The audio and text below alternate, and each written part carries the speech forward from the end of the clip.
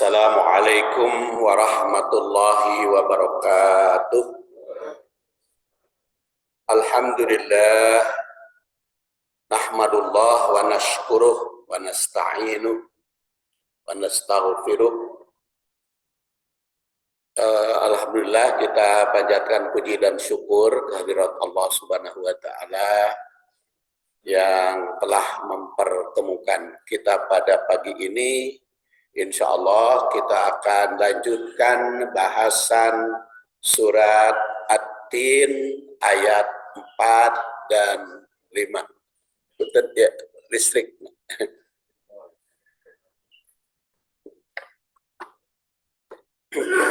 Pilih parum.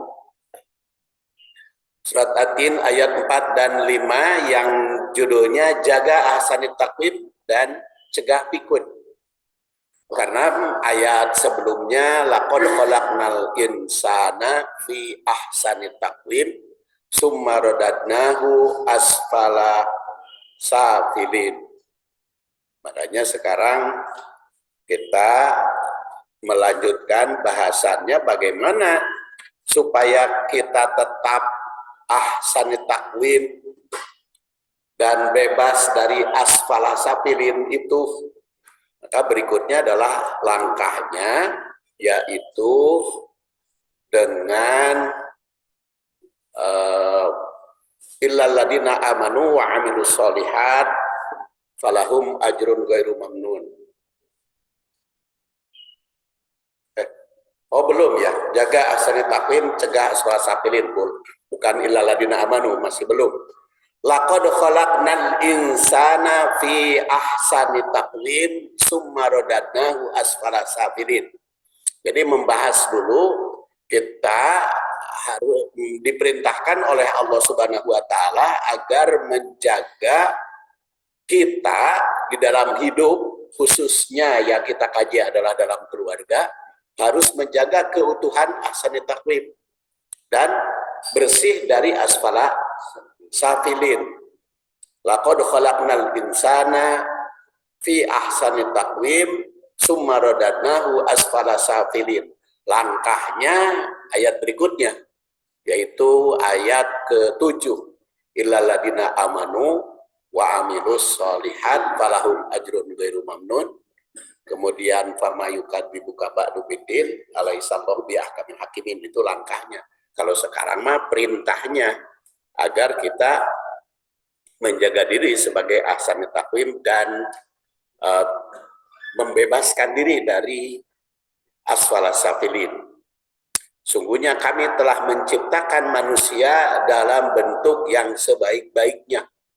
Ini kalimat ini memang berbentuk khobariyah, berita, tetapi itu berfungsi insya'iyah juga, bukan hanya khobariyah, bukan hanya berita, tapi juga insya'iyah, ada tuntutan. Jadi mengandung perintah agar di dalam kehidupan kita menjaga ahsani taqwim itu dan terbebas dari asfala safilin. Karena memang manusia itu ada yang ahsani taqwim sejak diciptakan oleh Allah, lahir ke bumi, ta'lamuna syai'a ketika lahir, kemudian ja'alalakumus sam'a wal absar wal afidah la'alakum tashkurun, dianugerahi sam'a, walaupun telinga nama sudah ada sejak di dalam rahim, diciptakan oleh Allah, tetapi pendengarannya belum sempurna.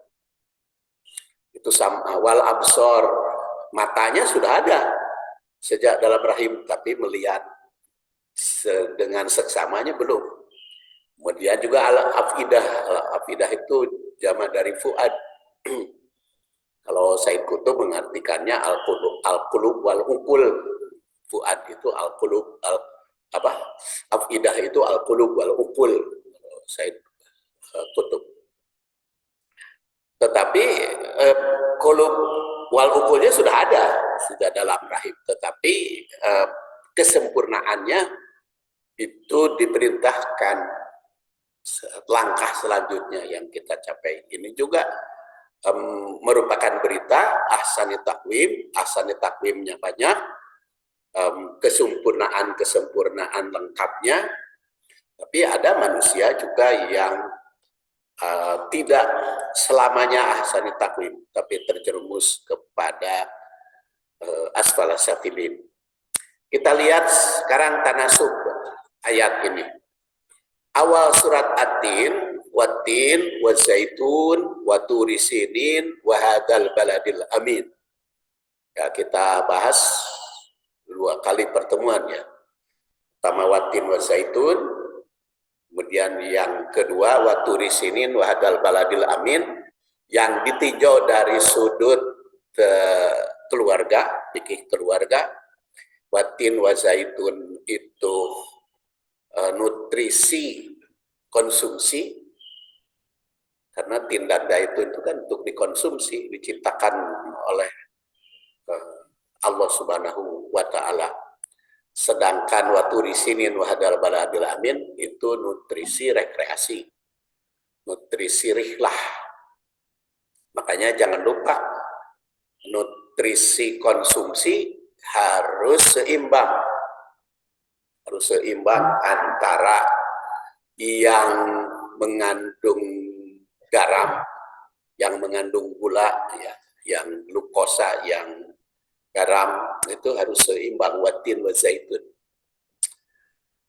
Jadi urusan makan itu diatur juga gitu di dalam Al-Qur'an, ya, diurus juga dalam Al-Qur'an urusan makan. Wa-Turi Sinin wa hadzal baladil amin, demikian juga nutrisi rekreasi, bepergiannya harus lengkap.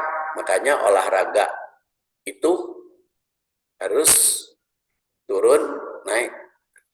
Jadi ada baladil amin, ada baladil amin itu lembah, Turi Sinin itu tinggi, gunung, dan datar, itu nutrisi. Nah, surat At-Tin diawali dengan sumpah Allah berupa makhluk, yaitu berupa tin, zaitun, turi sinin, dan baladul amin.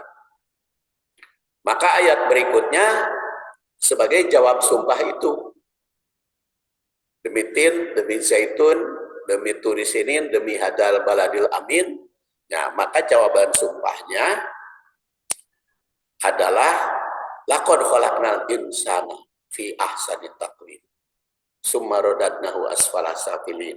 Dengan demikian lebih menekankan keyakinan betapa pentingnya yang diberitakan, yang dikabarkan pada ayat berikutnya. Karena itu menunjukkan ayat insaniyah, ayat yang ada di dalam diri manusia. Jadi kalau dilihat dari sudut ayat, dari sudut akidah, kalau tin itu ayat konsumsi, turi sinin wa hadzal baladil amin, turi sinin ayat rekreasi, hadzal baladil amin ayat ta'budi, maka laqad khalaqnal insana fi ahsani taqwim ayat insani, ayat insaniyah. Dan ya bisa dikaji dari berbagai hal, bisa dikaji dari berbagai hal. Makanya para ustadz itu kadang-kadang dikasih judul naon wae ayatna eta takene, itu bisa begitu. Dimintai judul ceramah ini ayatna eta, mintai judul yang lain ayatna eta, itu bisa begitu, karena ayat itu bisa ditinjau dari berbagai aspek. Jadi subjek yang disebut di dalam sumpah di awal ayat mengandung perhatian betapa penting keseimbangan nutrisi, baik konsumsi maupun rekreasi. Sedangkan ayat berikutnya mengungkap kesempurnaan manusia diciptakannya.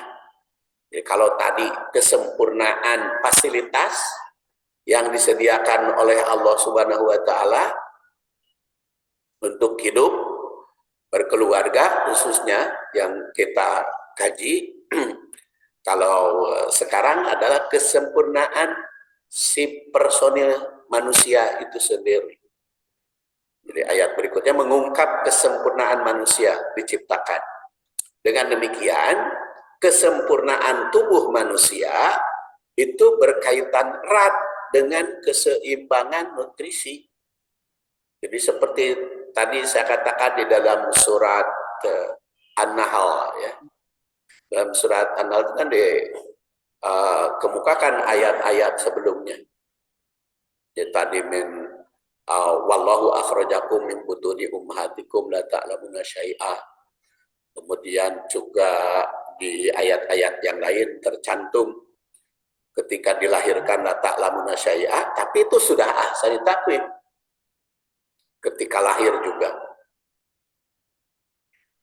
Tetapi kesempurnaannya perlu dilanjutkan. Jadi dengan demikian kesempurnaan tubuh manusia itu berkaitan erat dengan yang dimakan. Makanya begitu bayi dilahirkan, langsung disediakan konsumsi yang lengkap, yaitu air susu ibu. Air susu ibu itu yang lengkap, dan itu lamun cekolot mah ulah waka dibere dahar budak teh sebelum bisa nyokot sorangan. Tuh nenek saya itu dulu wasiat kepada menantu, ai budak teh ulah waka dibere dahar lamun manehna encan nyokot sorangan. Jadi air susu ibu aja can nyokot sorangan, ternyata diukur bisa nyokot sorangan makanan teh 6 bulan. Jadi nenek baheula mah udah ngerti, tapi bukan ilmiah, tapi itu kebiasaan. Jadi kebiasaan dari orang tuanya. Kan can bisa nyokot sorangan atau makan bedahar air susu ibu aja. Ternyata itu setelah 6 bulan baru mau pepang. Belum 6 bulan can bisa nyokot. Itu sudah disempurnakan oleh Allah konsumsinya. Saya yakin itu yang terkandung di dalam tin dan zaitunnya ada di air susu ibu. Makanya kan diingatkan oleh Al-Quran, ibu itu wahnan ala wahnin. Ya. Jadi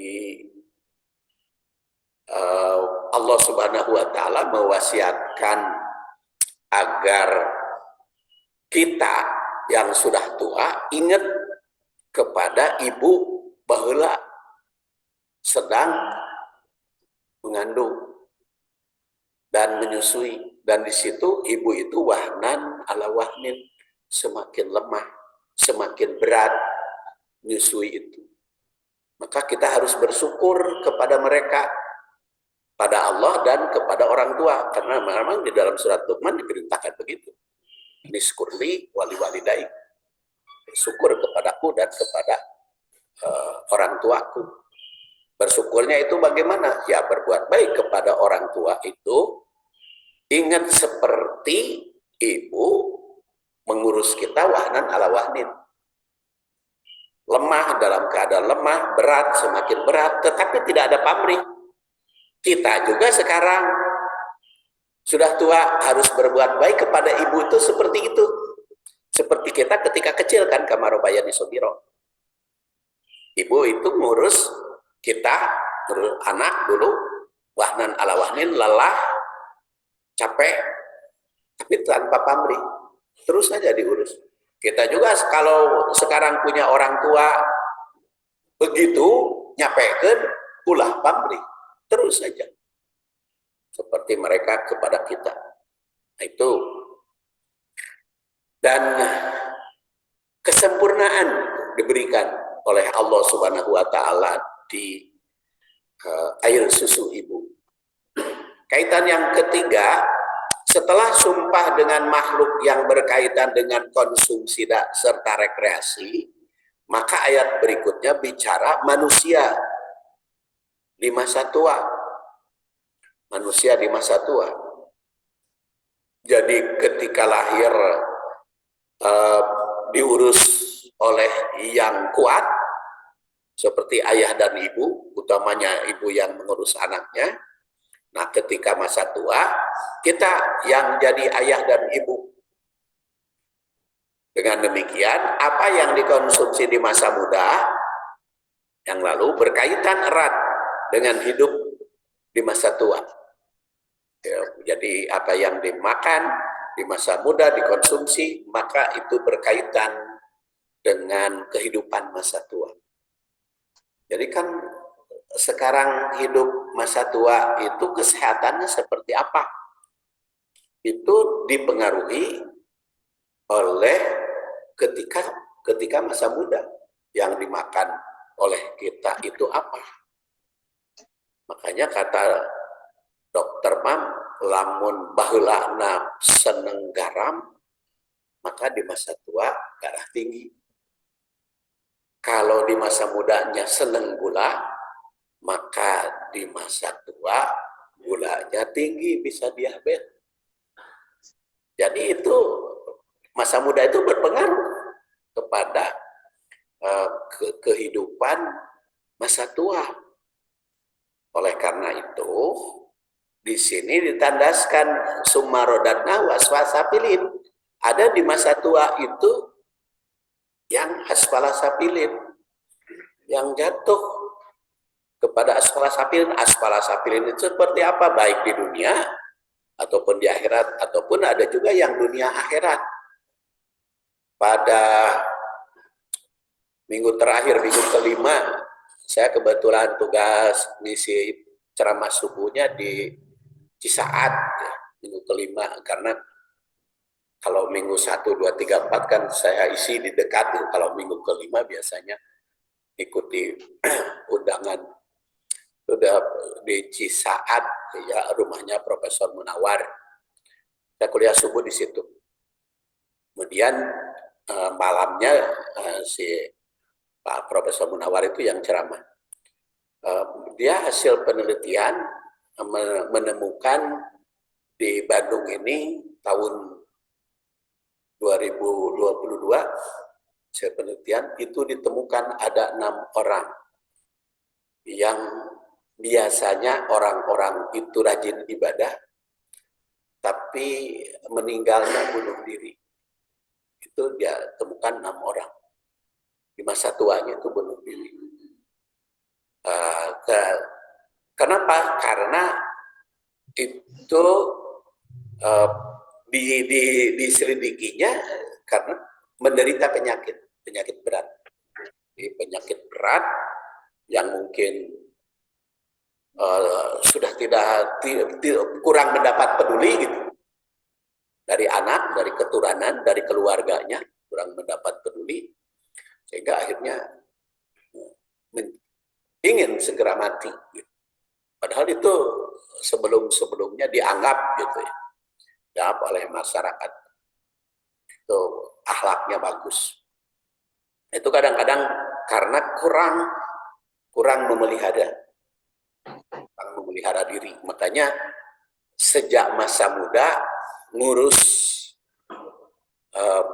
kesehatan, karena diperintah ngurus kesehatan itu tak ada wau. Kan ada yang berlogika begini, ada urusan penyakit mah takdir Tuhan, takdir Allah, urusan penyakit mah urang we cenah. Sangeunahna we urang mah hirup mah da urusan sakit jeung mati mah takdir. Iya, tapi kan diperintah untuk ada wau, untuk menjaga kesehatan. Jadi itu kan istilahnya mengenaskan berita-berita itu. Belum lagi kemarin berita ada 4 orang dalam keluarga meninggal semua kan di rumah Tekapangih. Kapangihnya tos bau. Karena itu kan ketika ditanya tetangganya memang tidak tahu. Jadi kan artinya kan dia kurang, kita bukan menjelekkan yang mati, tapi ini memberikan pelajaran bagi kita. Jadi kan itu kurang sosialisasi dengan tetangga. Kalau baru kanyahoan meninggal itu kan karena sudah lama. Dan ternyata walaupun ada kaitan karena berita ya nama macam-macam gitu sumbernya teh. Komo urusan hukum nanti itu rame-rame gitu. Tapi kan ada analisis pertama, maka katanya sudah sebelum meninggalnya 3 minggu ya kelaparan. Jadi kan itu karena kurang sosialisasi dengan tetangga. Jadi bukan hanya nutrisi, konsumsi, tapi juga pergaulan. Makanya disebut waturi sinin wahadal baladil amin. Kemudian yang keempat, di ayat berikutnya diterangkan bahwa manusia itu ada yang tetap ahsanit taqwim hingga masa tua. Laqad khalaqnal insana fi ahsanit taqwim. Ada pula yang menjadi asfalas safilin. Semua itu dipengaruhi oleh usaha manusia itu sendiri. Saya katakan dipengaruhi karena kan hari hakikatnya Allah Subhanahu wa taala yang mentakdirkan, tapi Allah Subhanahu wa taala menakdirkannya itu biqadar kan.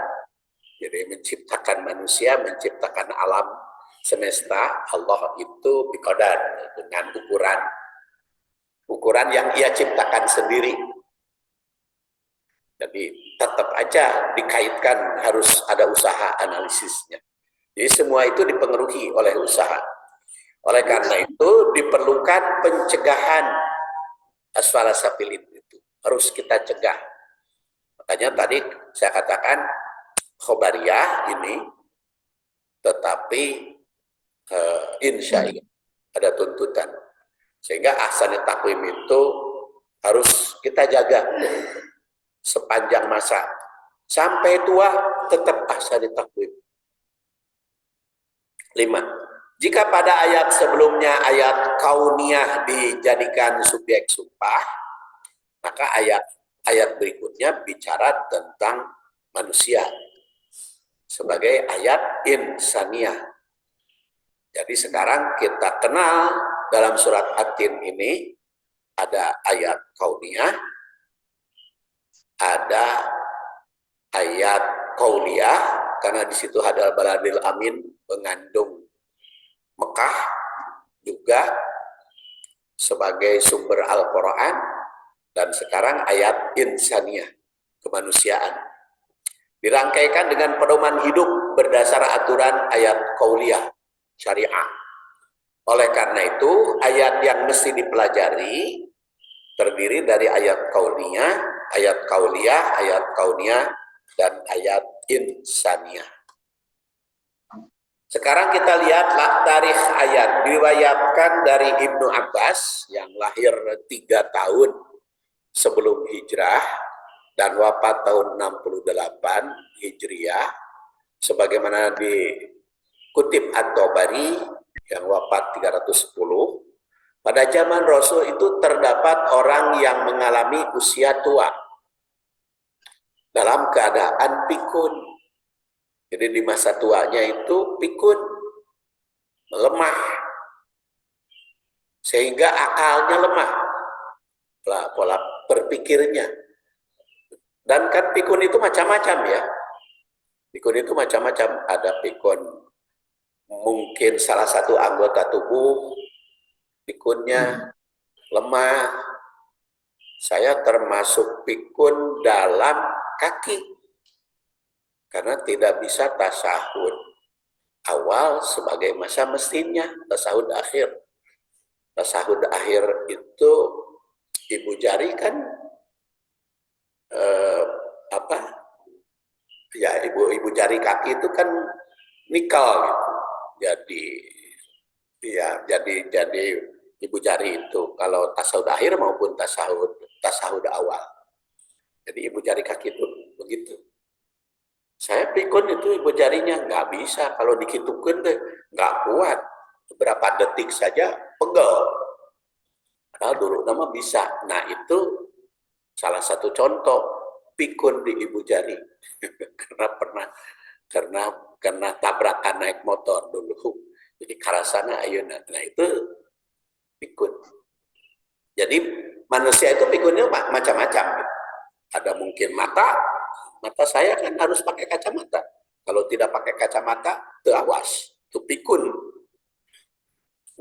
Ardalil umri itu mata. Ya. Ada juga kaki, ada juga tangan, ada juga yang berat. Bahkan kemarin hari Ahad kemarin itu saudara sepupu saya, Husen namanya, Husen Samsudin. Itu ceramah di kampung saya, di pesantren Al-Musa'adah di Tegal Caang.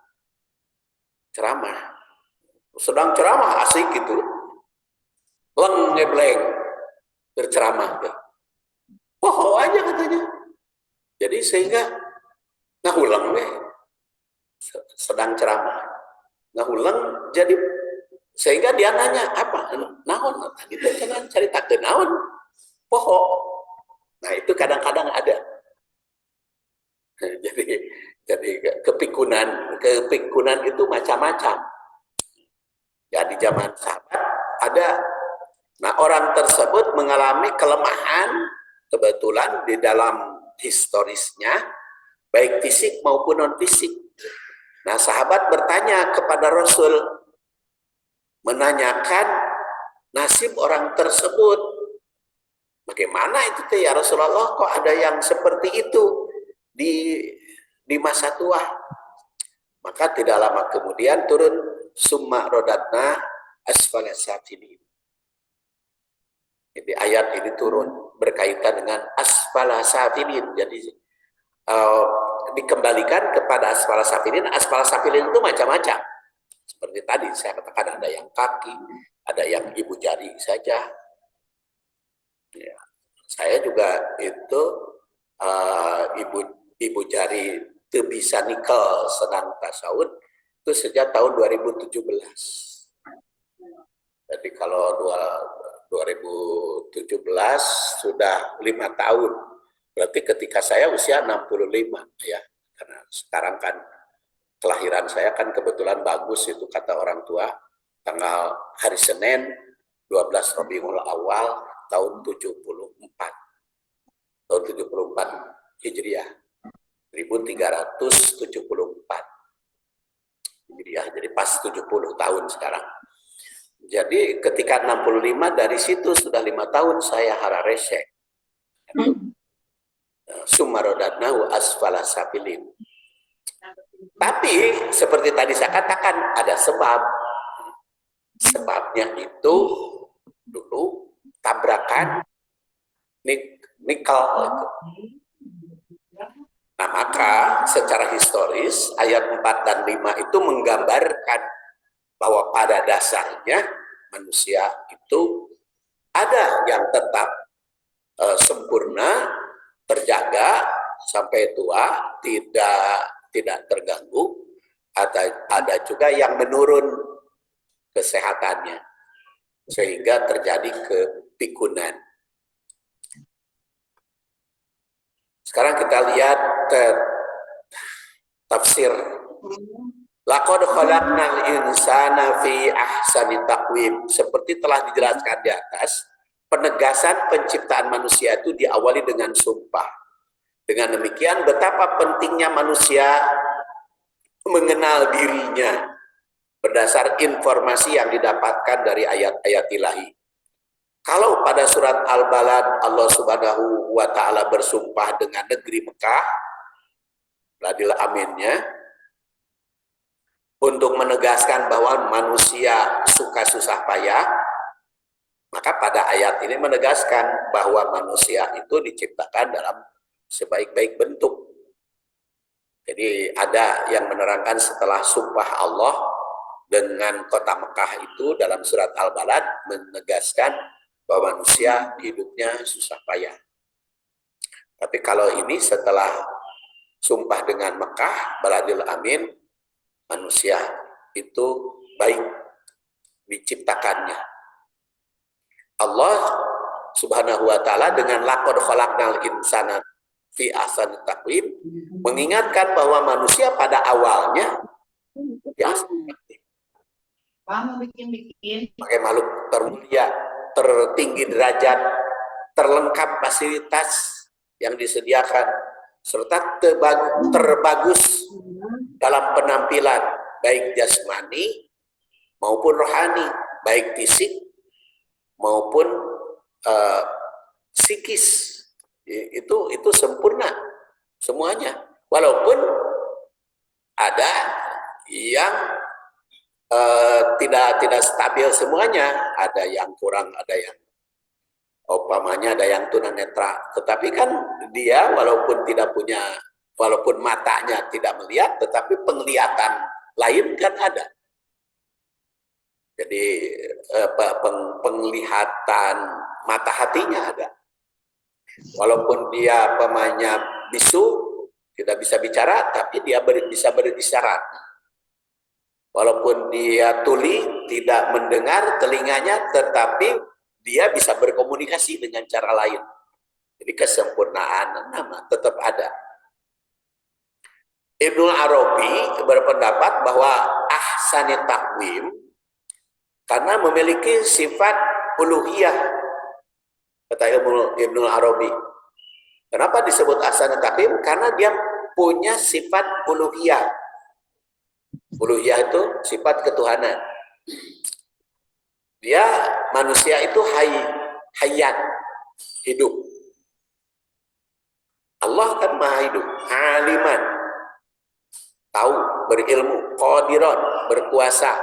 Manusia punya kekuasaan, muridan, ada berkeinginan, mutakalliman, bisa bicara, kemudian sami'an, mendengar, basiran, melihat, mudabbiran, hakiman, bisa bertadabur, bisa menganalisis, hakiman dan bijaksana. Dan itu sifat Allah Subhanahu wa taala yang tercantum di dalam asma'nya, atau kalau menurut Al-Asy'ari dan Al-Maturidi ilmu akidah dalam sifat 20 atau sifat 13. Sifat 13 oleh Al-Asy'ari, sifat 20 oleh Al-Maturidi.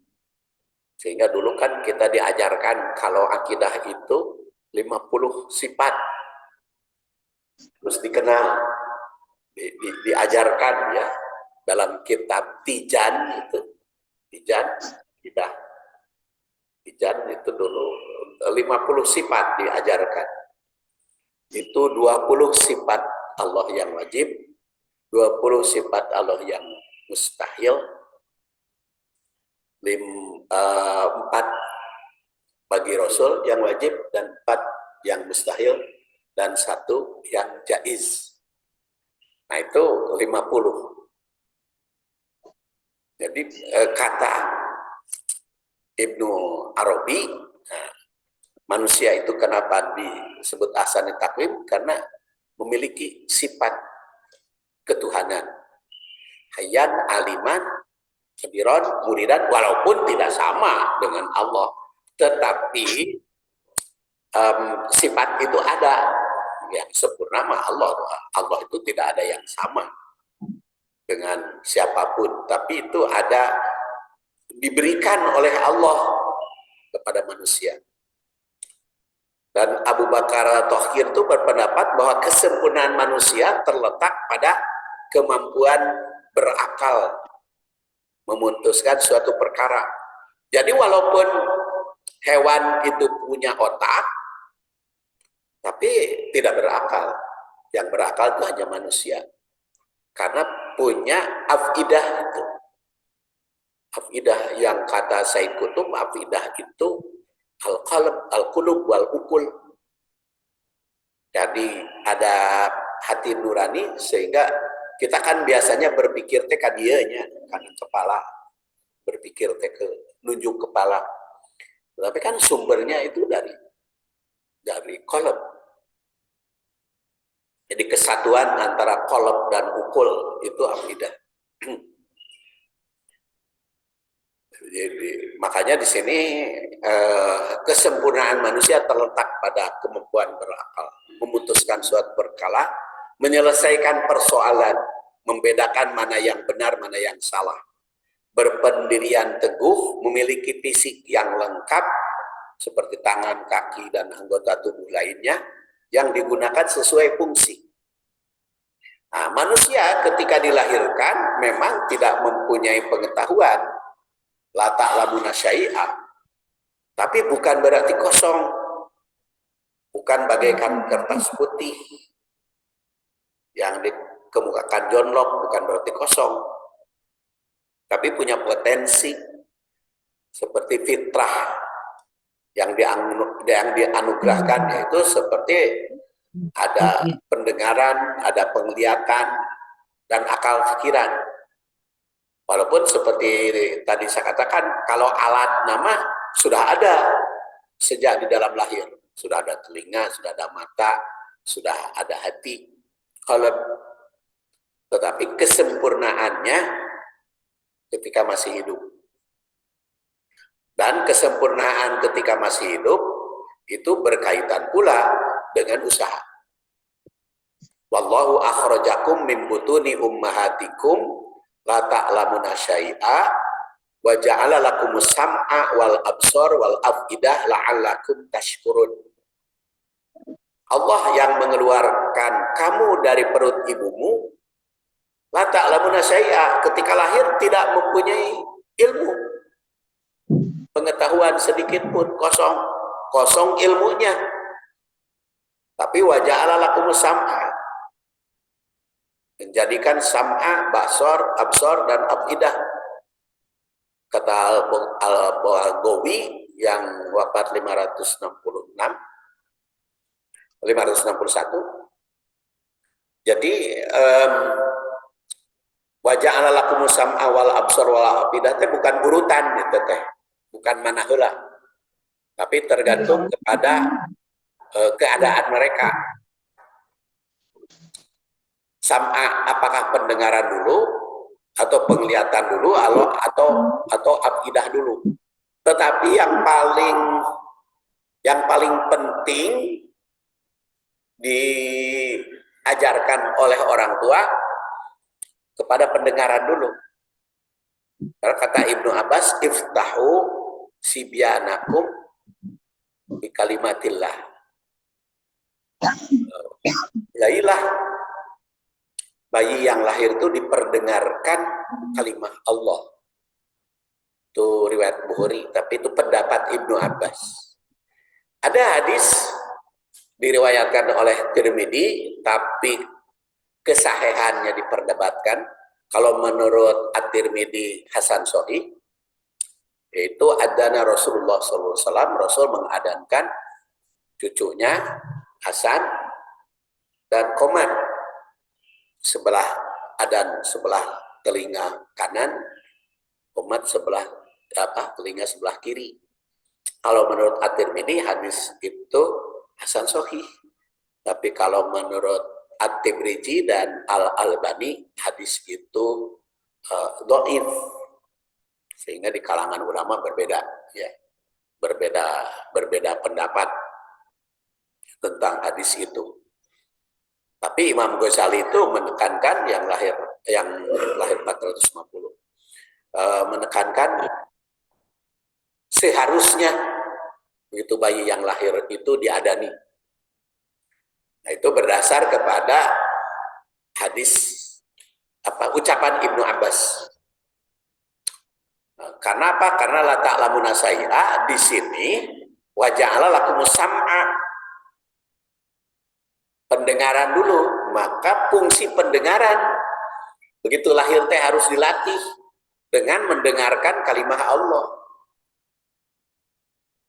Ya mangga eta mah bade adan, bade baca Quran, bade naon wae terserah.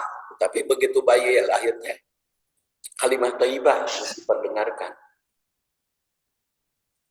Supaya tidak perdebatan mah antara dhaif dengan sahihnya, silakan aja. Tapi yang jelas kalimat thayyibah Kemudian nanti doa a'udzubi kalimatillahi tammah. Seterusnya. Jadi ayat ini mengisyaratkan bahwa potensi utama yang dianugerahkan pada manusia adalah pendengaran, penglihatan, dan hati. Hati nurani, akal, pikiran. Maka saya terjemahkan afidah itu hati nurani dan akal pikiran. Itu mengutip pendapat Said Qutb. Semua anugerah itu mesti